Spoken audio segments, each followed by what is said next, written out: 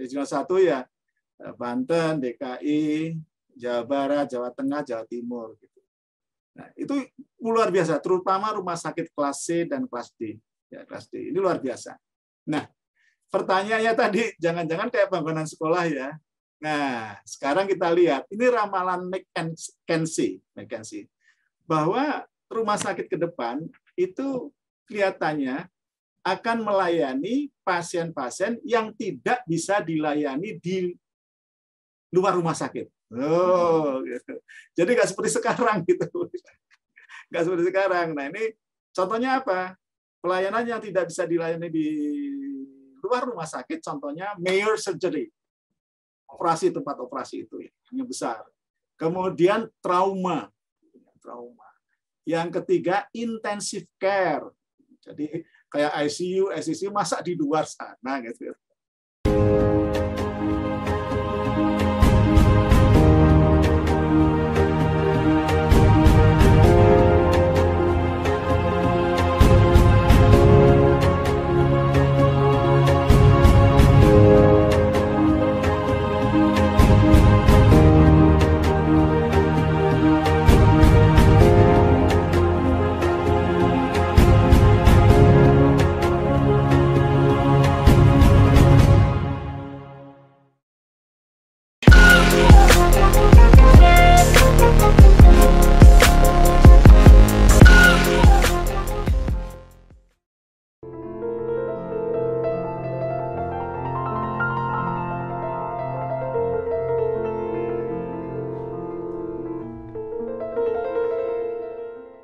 Assalamualaikum warahmatullahi wabarakatuh. Bersama saya Bambang Sadono di kanal Inspirasi untuk Bangsa. Mudah-mudahan kanal ini selalu bisa memberi inspirasi, motivasi, edukasi, informasi, dan syukur bisa membantu mencari solusi. Kami sedang mempersiapkan beberapa video untuk ikut memaknai 72 tahun Universitas Gadjah Mada. Saya sudah wawancara dengan banyak alumnus, dan sekarang saya bersama dengan Dr. Kuncoro Adi Puryanto, MKes. Saat ini beliau adalah Sekretaris Dewan Pengawas Perhimpunan Rumah Sakit Seluruh Indonesia, Persi. Apa kabar, Dr. Kuncoro? Kabar baik. Assalamualaikum warahmatullahi wabarakatuh. Mas Bambang Sadono yang luar biasa. Waalaikumsalam warahmatullahi wabarakatuh. Dokter berada di posisi yang sangat strategis ya di lingkungan rumah sakit se-Indonesia. Mungkin bisa diceritakan dulu mulai kuliah di Magister Manajemen Kesehatan kalau tidak salah ya di Fakultas Kedokteran UGM, dan sampai kemudian menjadi Ketua Umum Persi, dan sekarang baru saja berhenti dan kemudian menjadi Sekretaris Dewan Pengawas Persi. Silakan, Dok. Wah, ini panjang banget nih, bisa satu buku loh Pak. Diringkas yang penting-penting aja, Dok. Ya oke. Saya ini masuk di Magister Manajemen Rumah Sakit pada waktu itu disebutnya pada tahun 92. Jadi angkatan kedua dari jurusan ini yang baru dibuka di Gadjah Mada. Pada saat itu saya masih menjabat sebagai Direktur Rumah Sakit Daerah Banjarnegara, Pak Bambang. Ketika itulah saya mulai, karena sebelumnya sebetulnya sebelum tahun 92, tahun 90 saya sudah hadir berupaya untuk berkunjung ke Gadjah Mada jurusan 2 untuk meminta untuk diri kami dan Rumah Sakit Banjarnegara itu di dalam umbrella system dari perlindungan dalam proses pendidikan SDM-nya dan sebagainya pada UGM. Nah, tetapi belum ada jurusannya. Saya suruh nunggu, kemudian baru tahun 91 itu berdiri. Saya ikut 92 setelah gubernur mengizinkan saya.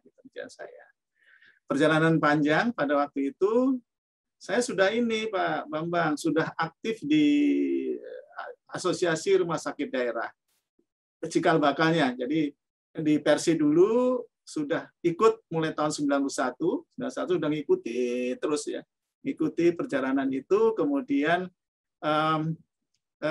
saya ikut di asosiasi rumah sakit daerah karena rumah sakit saya itu rumah sakit rumah sakit milik pemerintah daerah, berorganisasi di situ terus menerus, kemudian aktif di Arsada Jawa Tengah, kemudian saya ketika aktif itu langsung loncat jadi ketua umum asosiasi rumah sakit daerah 2 periode gitu. Periode sebelum jadi ketua Persi, ketua umum Persi.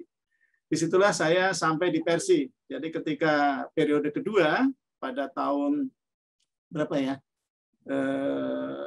2018, 2016 ya. 2016 saya selesai di Arsada, saya diusulkan oleh Perhimpunan Rumah Sakit Wilayah dan beberapa asosiasi rumah sakit daerah untuk jadi ketua umum Perhimpunan Rumah Sakit Perhimpunan Rumah Sakit seluruh Indonesia. Dan disitulah saya langsung menjadi ketua umum selama 2 periode, dan kemarin saya sudah selesai. Alhamdulillah Pak Bambang Sadono, laporan pertanggungjawaban saya diterima. Tidak ada yang komplain.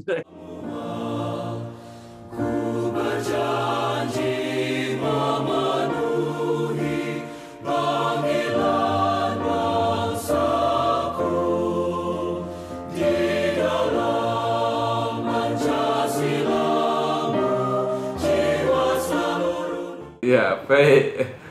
Sekarang persis waktunya ketika Bapak berhenti menjadi ketua umum Persi, itu situasi pandeminya mereda dan kemudian kelihatannya ada yang mulai nol ini pasiennya. Nah, mungkin dokter bisa cerita ini situasi di rumah sakit seperti apa sekarang? Jadi gini Pak, jadi kalau kita belajar dari epidemiolog ya secara panjang, bahwa situasi seperti ini bisa kita namakan selalu yang namanya satu gelombang yang terus menerus sebetulnya. Yang belum jelas sebetulnya akan berakhir kapan, itu sudah pasti. Kita melihat sekarang di Eropa begitu ada lonjakan, meskipun kematiannya turun, tapi rumah sakitnya penuh di beberapa negara gitu. Memang unik begitu untuk seperti wabah seperti ini gitu ya, wabah seperti ini, pandemi seperti ini. Yang jelas rumah sakit masih ada nol, tapi saya ketika masih menjabat sebagai ketua umum, bumpy recovery, jadi bumpy-nya terus turun, tapi kadang-kadang nanti naik lagi, tapi belum jelas, mudah-mudahan tidak terjadi di Indonesia. Rumah sakit itu adalah pertahanan terakhir dari manusia yang tertimpa merasakan menjadi pasien COVID. Jadi tidak boleh gitu. Lebih-lebih khususnya rumah sakit pemerintah daerah itu adalah fasilitas yang sebetulnya merupakan bagian dari public good ya, yang harus disiapkan oleh pemerintah. Tidak boleh sama sekali tempat tidurnya dikurangi, kemudian atau dipersiapkan, kalau toh itu disiapkan, tapi dipersiapkan ketika ada gelombang-gelombang baru. Tentu rumah sakit juga tidak boleh merasa nyaman, karena di sini ada yang namanya balancing act. Balancing act itu diterjemahkan sesuatu yang baru di kedepan ya. New normal baru di rumah sakit itu kita samakan balancing act. Apa itu? Balancing act itu rumah sakit semuanya harus berubah gitu. Satu, yang dulunya alurnya nggak diatur, sekarang diatur. Zoningnya harus disiapkan dengan baik. Fasilitasnya harus diperbaiki dengan baik. Tata udaranya tentu harus lebih baik daripada kemarin dan sebagainya. Tentu saja dalam hal ini rumah sakit memerlukan satu inovasi, sekaligus ke depan ini dalam mempersiapkan ini juga biayanya keluar nih Pak Bambang. Pemiliknya harus paham ini bahwa rumah sakit ke depan itu bukan hanya dia harus bertahan, tetapi tomorrow is today. Besok kita harus bagaimana gitu, bagaimana agar tetap eksis, menjalankan amanah yang harus diberikan pada publik, pada rakyat. Gitu Pak Bambang. Jadi apa ya, seberapa besar ya, walaupun tidak pasti orang mengatakan bahwa kemungkinan ada, tapi seberapa besar kemungkinan gelombang ketiga itu, Dok? Waduh, ini harusnya bagiannya epidemiolog. Saya bagiannya ngobatin kalau ada rumah sakit yang sakit, Pak. Gini. Jadi yang saya katakan ini bumpy recovery ya, gelombang naik turun. Itu sangat tergantung dari itu, di samping 3T dan 5 ya. Dan 5 ini harus betul-betul dilakukan oleh pemerintah, masyarakat, dan diri saya sendiri, diri kita sendiri, untuk melindungi bukan diri kita tapi juga orang lain. Jadi tampaknya kita lihat saja nanti upaya-upaya pemerintah dalam kebijakan untuk menurunkan kembali, terutama di akhir tahun ini. Kita lihat saja nanti gelombang itu akan kelihatan dengan baik, apakah akan hadir di sini. Sekaligus sebetulnya perlu juga penelitian yang lebih mendalam gitu tentang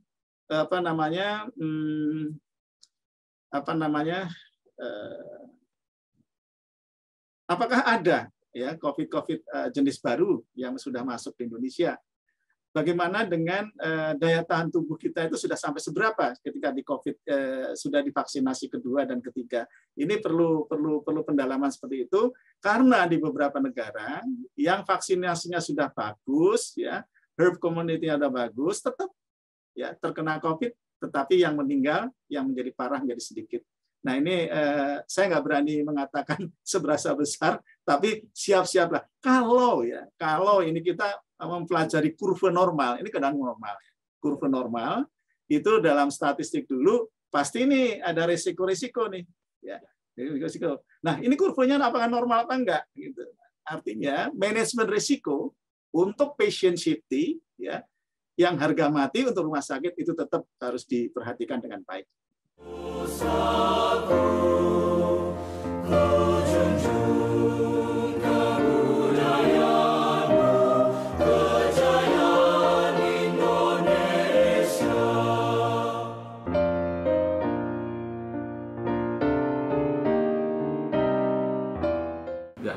Ya, sekarang yang tidak ramalan, tapi sesuatu yang pasti manageable ya. Artinya rumah sakit harus memanage.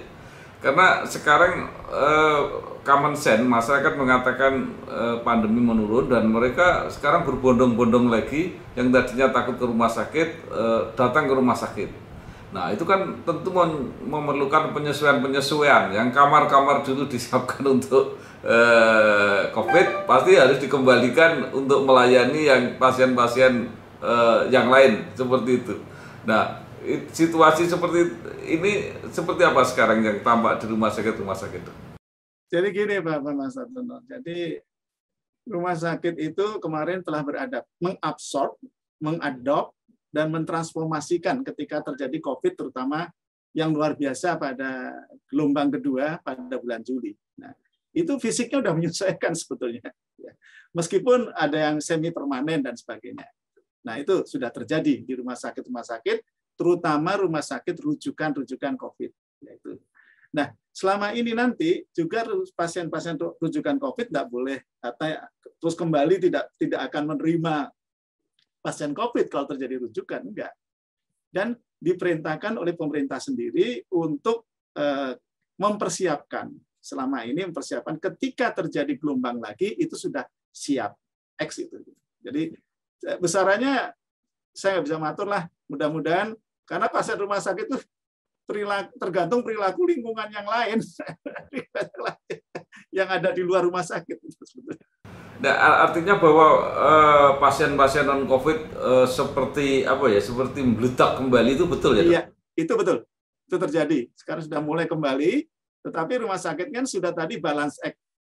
Ya, alurnya sudah berbeda, tetap pola pemeriksaannya, cara uruntunnya juga berbeda, ya.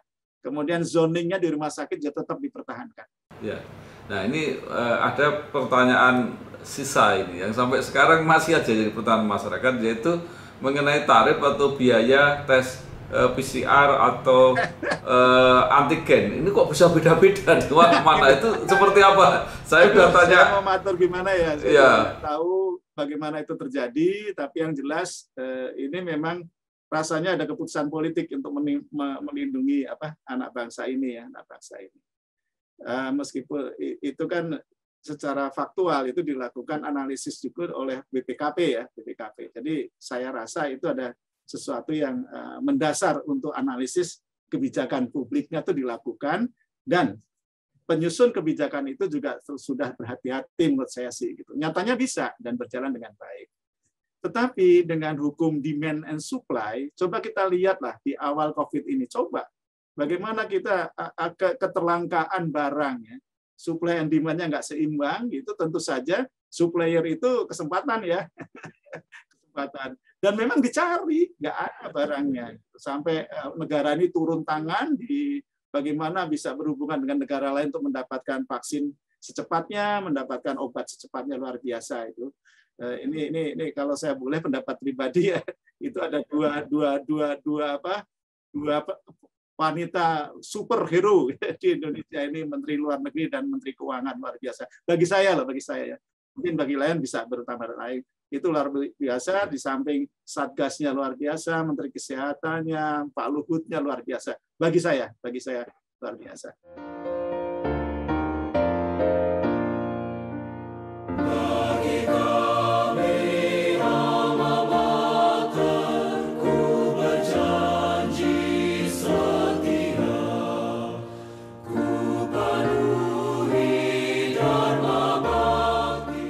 Ya, itu kan dampaknya begini.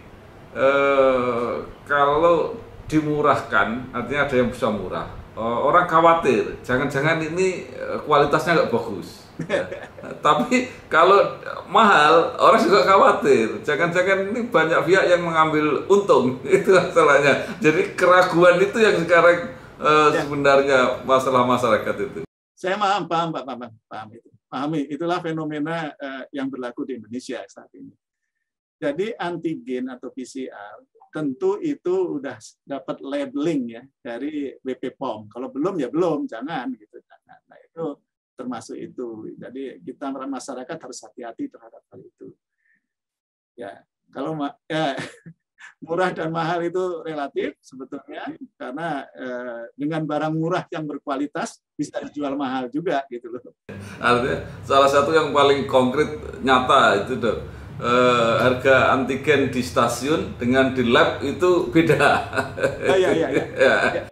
Saya kira begini Pak, itu mungkin loh kalau waktu saya mengelola rumah sakit itu ada sesuatu. Satu misalnya antigen yang di stasiun dia belinya paket banyak banget, kemudian satu mungkin juga mendapat subsidi juga, nah, jadi sehingga biaya operasionalnya cukup ringan dan sebagainya, ditekan sedemikian rupa dengan harapan karena kereta api adalah transportasi publik yang diharapkan juga bisa terbeli dan tidak menjadi beban dari masyarakat itu sendiri. Baik dok, sekarang kita pindah ke masalah yang dulu ya tidak kalah sensitif, tapi sekarang mudah-mudahan sudah tidak, yaitu masalah BPJS. Saya baru aja mewawancari dirut BPJS yang mengatakan Pak udah beres Pak sekarang urusan dengan rumah sakit, beres, tagihan-tagihan kalau perlu sebagian sebelum kita dicek dibayarin dulu. Jadi nggak ada tunggaan-tunggaan yang seperti dulu. Itu betul apa tidak dok? Ya, itu semacam kebijakan publik yang dikeluarkan oleh Prof. Ali Gufron ya pada beberapa event itu luar biasa gitu. Tapi kita perlu ingat juga bahwa dalam proses ini kita kan sebetulnya BPJS, Kementerian Kesehatan, pemerintah itu sendiri, termasuk rumah sakit, puskesmas, dinas kesehatan dalam proses untuk social insurance ini adalah proses belajar. Nah ini yang terus-menerus dilakukan, dan saya yakin kenapa beliau menyatakan itu sudah karena gini, BPJS itu punya data banyak banget itu, lengkap banget Pak Bambang, luar biasa itu, luar biasa data-datanya, bahkan kalau mau sekolah S3, S4, S5 dan S seterusnya tuh di situ bisa gali data banyak banget.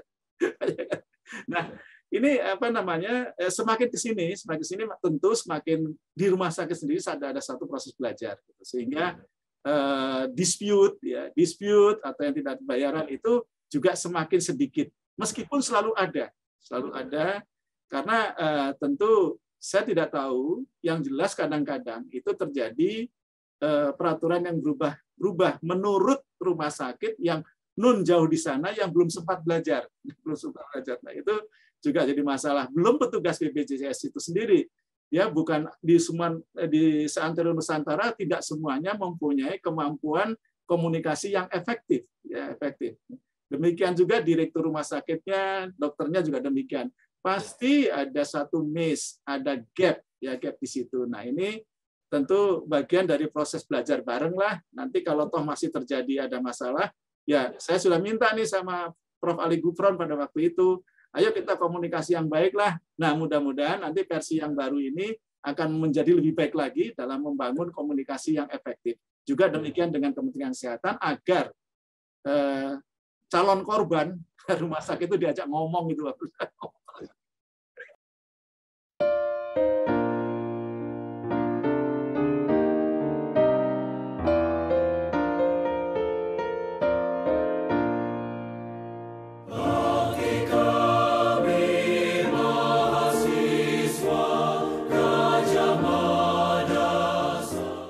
Ya, Dok, tapi yang pasti bahwa tunggaan BPJS yang dulu sampai berbulan-bulan itu sekarang sudah tidak ada lagi ya? Ya, dengan seperti ini nantinya tidak ada lagi. Karena akan dibayar ya. Tapi itu kegiatannya ada kriterianya, Pak Bambang Sadono. Jadi dibayar 60% itu berapa? Ada indikatornya, Jadi tidak semudah apa yang dibayangkan. Saya yakin bahwa maksudnya itu adalah proses belajar agar rumah sakit juga belajar agar lebih accountable, responsible dan sebagainya. Saya kira seperti itu. Ya. Nah, karena merasa bahwa BPJS juga sudah melayani dengan lebih baik, maka BPJS itu juga mengimbau agar pelayanan rumah sakit juga lebih baik. Jangan sampai peserta BPJS itu mendapat pelayanan kelas 2 lah gitu kira-kira. Gimana? Saya gini loh, sebetulnya kalau membangun satu organisasi yang baik, ya, artinya kita anggap ini suatu rumah besar, satu ekosistem, maka kalau toh ada yang tadi bicaranya di nomor 2 kan dan sebagainya, itu bagian dari evidence base, data yang harus dipelajari dengan baik. Jangan sampai rumah sakit yang anggap aja udah ribuan itu melakukan hal yang terbaik, tetapi ada 1-2 rumah sakit yang masih melakukan itu. Karena saya yakin Bapak Ibu sekalian, jadi Pak Bambang Sadono, bahwa ini institusi pelayanan publik yang namanya rumah sakit itu luar biasa, Pak. Itu beda sekali dengan institusi pelayanan publik lain. Karena di literatur bahkan di tulisan saya lupa ya, bahwa di dunia ini ada 2 organisasi yang paling rumit, yaitu NASA yang nomor 2 rumah sakit. Di dalamnya rumah sakit itu serba padat, ya, padat teknologi, padat. Di situ banyak sekali manusianya, lebih banyak, profesinya banyak banget, yang mempunyai perilaku beda-beda, ya. Terjadi interkolaborasi, interdisiplin yang begitu rumitnya, padahal yang dikelola manusia. Dia sendiri manusia. Ya, dia masih ada yang bisa berseteru dengan istri atau suaminya dibawa ke rumah sakit, ada gitu. Jadi pasti ada.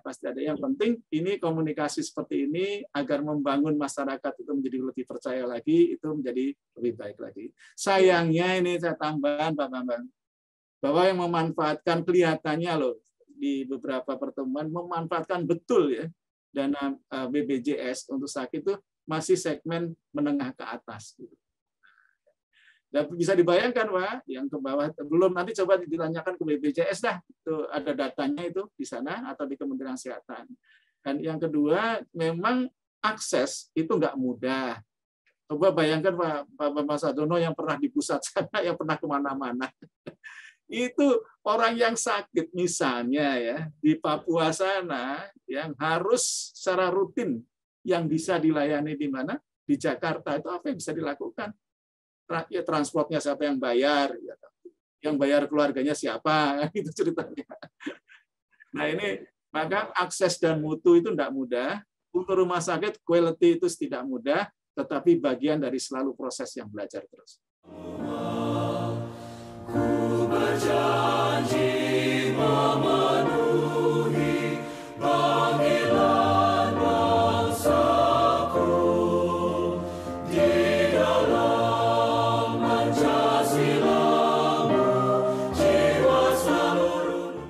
Dok, tapi yang fakta yang objektif adalah bahwa kata lain kerjasama, atau menurut saya kalau saya ekstremkan, ketergantungan rumah sakit terhadap BPJS ini begitu besar. Artinya bahwa pasien yang berasal dari BPJS itu, karena datanya BPJS kan pesertanya 226 juta. Ya. Nah, berarti itu prosentase kira-kira berapa, Dok? Kalau saya pernah tanya 1-2 rumah sakit itu lebih dari 75% itu. Ya. Betul. Jadi kemarin ketika era sebelum COVID itu memang rumah sakit yang melakukan kontrak dengan BPJS meningkat terus. Artinya program JKN dalam ini BPJS ini adalah sangat cantik dan menarik ya, untuk rumah sakit. Tumbuh terus. Bahkan pada saat itu enggak 75%, ada yang 90%, Pak. Yang sangat tergantung dengan pasien BPJS. Luar biasa ya. Ini tinggi sekali. Tetapi di era COVID itu ngedrop banget gitu. Ngedrop banget sampai hampir 25-30% yang ada. Artinya apa? BPJS ini iuran dan kewajiban pemerintah tuh masih terus-menerus ya. Duitnya masih ngumpul nih Pak di BPJS. Nggak ada yang narik gitu. Karena pasien BPJS-nya nggak ke rumah sakit. Tetapi perlu kita perhatikan berapa banyak rumah sakit ya, Pak, itu terutama yang non milik pemerintah dan pemerintah daerah loh. Ini yang tidak melakukan kontrak dengan rumah sakit, tetapi dia hidup dengan subur. Itu cerita. Bahkan berkembang rumah sakitnya dari 1 jadi 2, 2 jadi 3. Nah ini kan menarik sekali. This like a business. Jadi sebetulnya seperti itu. Ya, baik. Nanti sebelum kita teruskan yang rumah sakit yang seperti apa dokter maksudkan itu, saya mencoba bertanya dengan BPJS, tapi jawabnya nggak jelas. Dulu kan banyak rumah sakit yang mengeluh bahwa pelayanan BPJS itu dibatas-batasi, ini nggak boleh, itu nggak boleh, sehingga akhirnya pasiennya juga mengeluh. Nah, pertanyaan saya, yang seperti itu sampai sekarang masih ada apa enggak, Dok? Pasien mengeluh tuh saya kira akan tetap ada. Tetap ada. Nah, inilah peran dari pemerintah dan BPJS terutama untuk mensosialisasikan gitu. Karena masyarakat kan nggak sekolah kedokteran, nggak sekolah asuransi gitu kasarnya. Bahwa kalau penyakit kan dipaketkan ya, inasi bijis itu paket ya, paket. Jadi artinya itu mulai satu studi dan sebagainya dipaketkan ya. Jadi kalau sakit ini ya begini klaimnya, kalau sakit ini tentu ada standar operating prosedur, pedoman praktek klinis yang harus dilakukan pada itu, pada penderita itu. Yang itu kadang-kadang tidak dikomunikasikan dengan baik gitu. Bahkan ketika dulu misalnya sakit langsung mondok ya, sekarang enggak.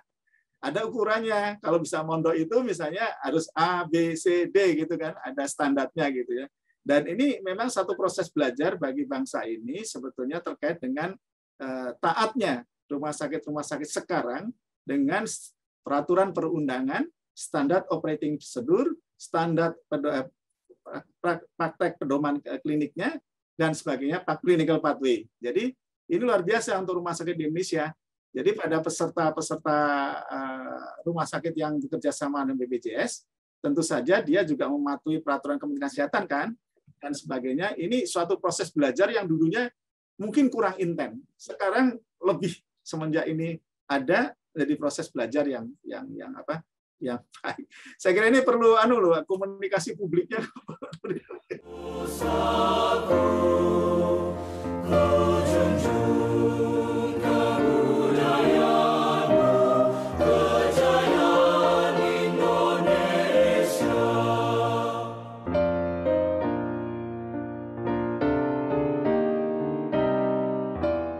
Ya dok, saya mau meneruskan tadi, dokter mengatakan bahwa rumah sakit tumbuh.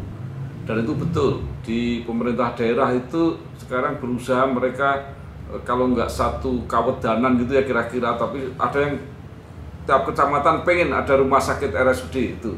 Kemudian di kota-kota rumah sakit swasta bermunculan.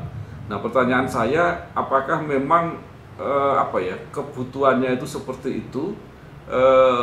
Saya bayangkan seperti ini, ketika orang rame-rame membangun sekolah, itu ada sekolah-sekolah yang tidak kebagian murid gitu ya. Mungkin nggak terjadi itu dok. Jadi gini ya, ini memang unik sekali ya Pak Sudono. Sudono, pertumbuhan rumah sakit di era COVID ini luar biasa juga gitu. Luar biasa. Jadi sayangnya pertumbuhan itu di rumah sakit yang sebelum COVID juga luar biasa, saat COVID juga luar biasa. Sayangnya pertumbuhan ini terjadi dengan pesat di Regional 1, Pak Bambang. Regional 1 ya Banten, DKI, Jawa Barat, Jawa Tengah, Jawa Timur. Gitu. Nah, itu luar biasa, terutama rumah sakit kelas C dan kelas D. Ya, kelas D. Ini luar biasa. Nah, pertanyaannya tadi, jangan-jangan kayak bangunan sekolah ya. Nah, sekarang kita lihat, ini ramalan McKinsey, bahwa rumah sakit ke depan itu kelihatannya akan melayani pasien-pasien yang tidak bisa dilayani di luar rumah sakit. Oh, gitu. Jadi nggak seperti sekarang gitu. Nggak seperti sekarang. Nah ini contohnya apa? Pelayanan yang tidak bisa dilayani di luar rumah sakit, contohnya major surgery. Tempat operasi itu yang besar. Kemudian trauma. Yang ketiga intensive care. Jadi kayak ICU, SICU masa di luar sana gitu. Kemudian admission. Jadi pencatatan yang baik dan sebagai admisi. Jadi itu menjadi kelihatannya gambaran ke depan. Nah, global trend dari pertumbuhan global trend hospital di dunia itu yang pertama saat ini adalah era digital. Jadi kalau rumah sakit tidak era digital pasti ditinggal. Nah, jadi rumah sakit ini punya kemampuan digital yang baik, pasti pasiennya akan keep dipegang terus. Nah, kebanyakan gitu. Kemudian yang kedua adalah artificial intelligence. Jadi kalau ini sebuah tangga, jadi tangga yang sekarang ini digital, kedua adalah artificial intelligence, robotik. Sehingga tenaga kesehatan di dunia yang bekerja nggak ribuan seperti sekarang. Di RSCM itu 45.000. Ya. Nah, itu nggak sebesar itu nantinya, serba teknologi dan artificial intelligence. Yang ketiga, rumah sakit ke depan tuh least person. Tenaganya semakin sedikit tadi. Kemudian bisnis yang ke depannya lagi di atas itu adalah value based. Nah, itulah tatanan seperti ini. Nanti saya mohon ini bagi yang akan membuka rumah sakit mikir-mikir nih.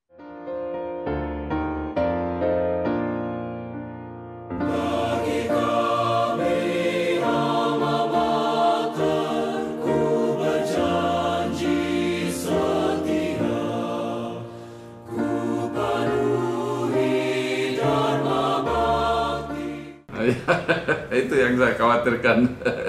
Kira-kira seperti itu ya.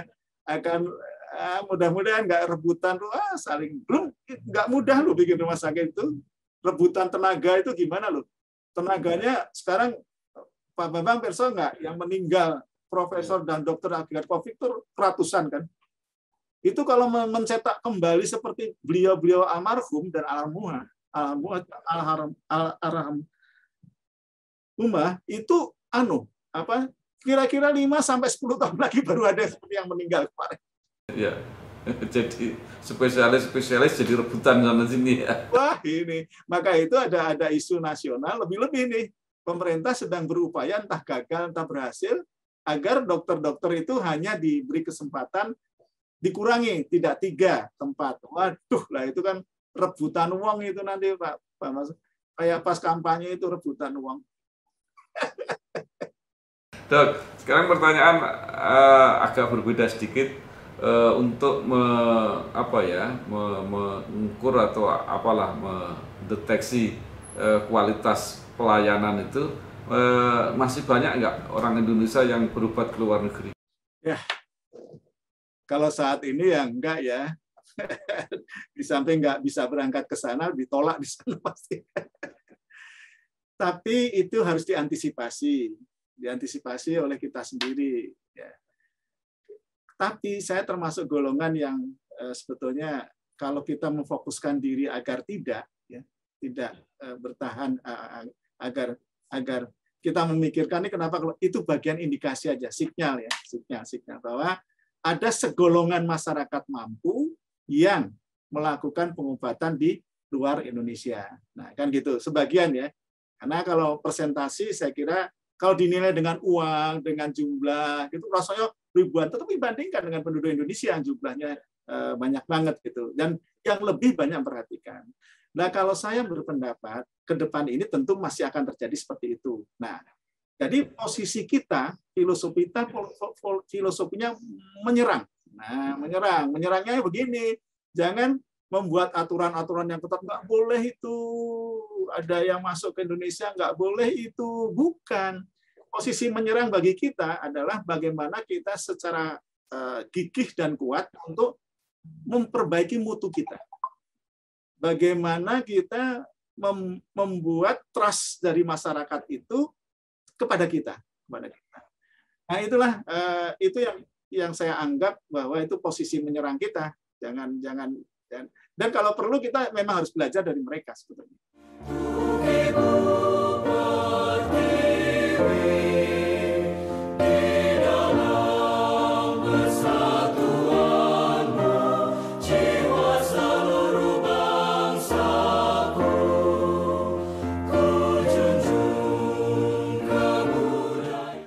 Itu kan sekarang ada apa ya? Ada kultur justru diberi contoh oleh orang-orang besar ya, pejabat besar itu yang dipublikasikan kalau ke Singapura, ke Amerika, ke mana. Jadi itu dipertontonkan. Jadi rakyat bertanya-tanya, ini apa memang nggak mampu sih kita gitu.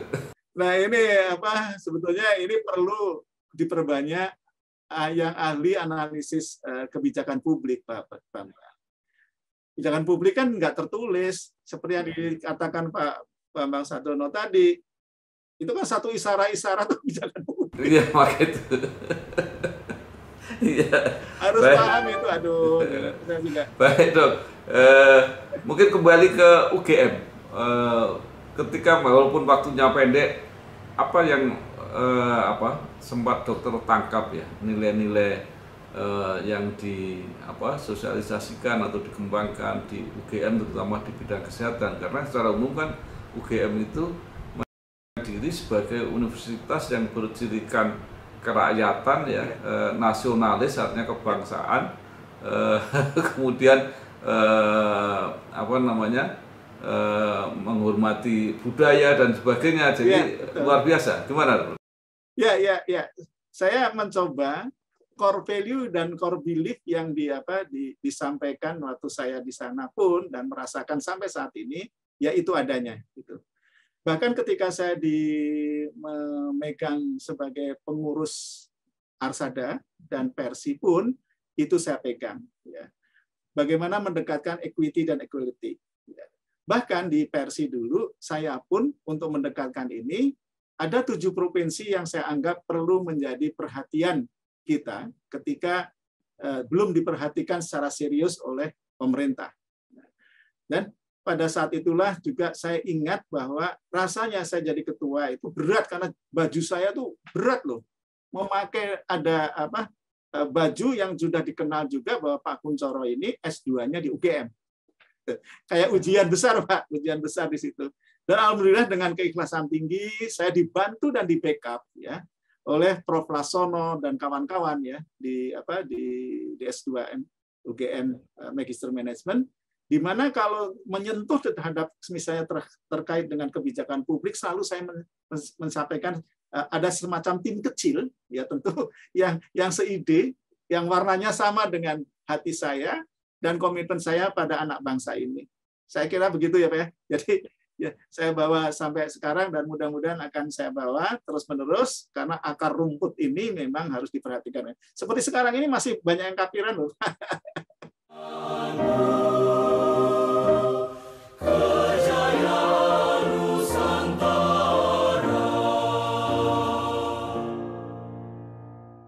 Dok, sekarang ada berapa rumah sakit di seluruh Indonesia? Per awal Oktober itu ada 3.300-an lebih lah. Ya, sekarang karena bergerak terus nih Pak. Baik Dok, terakhir mungkin ada yang ingin disampaikan baik kepada alma mater, mungkin kepada alumni yang lain, kepada mahasiswa yang masih belajar di Gadjah Mada, pengalaman dokter yang sudah sepanjang ini, apa yang perlu mereka juga tahu? Silakan. Ya, apa ya? Tapi yang jelas gini Pak Masador, ya. Ini terkait sekarang di rumah sakit ya. Kita mendalami masalah manajemen rumah sakit. Rumah sakit itu dalam melakukan pengelolaan rumah sakitnya, karena yang dikelola itu terkait dengan manusia, hak asasi manusia. Bahkan bagi bangsa ini, kita bangga dengan Pancasila dan sebagainya, merupakan dasar-dasar yang mewarnainya, ya manusianya. Itu berdasarkan knowledge management. Knowledge. Jadi artinya saya berharap pada alumni dan semuanya tidak sekedar menyandang gelar, tapi juga harus selalu fardhu ain wajib hukumnya selalu mau belajar. Belajar itu sebetulnya yang kedua. Tapi yang pertama itu adalah membangun leadership. Jadi yang pertama itu untuk membangun sebagai pemimpin harus mempunyai leadership.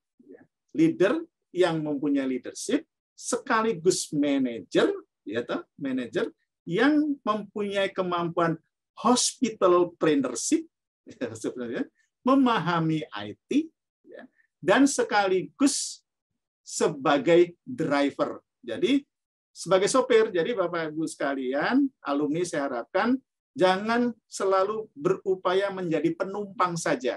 Jadi menjadi driver, Pak. Sopir. Jadi kapan belok kiri, kapan belok kanan, kapan ngerem dan sebagainya, tetapi kita menghormati norma-norma kehidupan berdasarkan keyakinan kita dan bangsa ini. Jadi melepaskan perbedaan, kita cari yang sama, kita upayakan bersama untuk selalu belajar. Tomorrow is today. Terima kasih.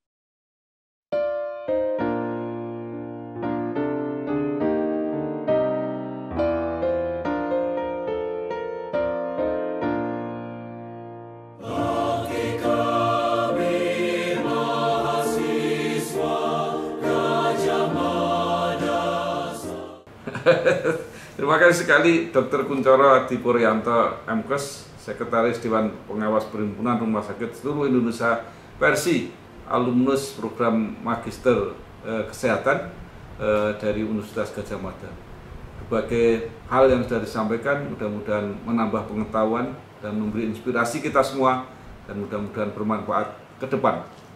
Sekali lagi terima kasih, sukses. Sami-sami. Selamat berjuang terus. Tadi tidak berlebihan dan banyak kurangnya saya mohon maaf. Wassalamualaikum warahmatullahi wabarakatuh. Waalaikumsalam warahmatullahi wabarakatuh. Sukses terus, Dok. Amin, sama-sama ya. Matur nuwun. Saya langsung pamit ya. Nggih.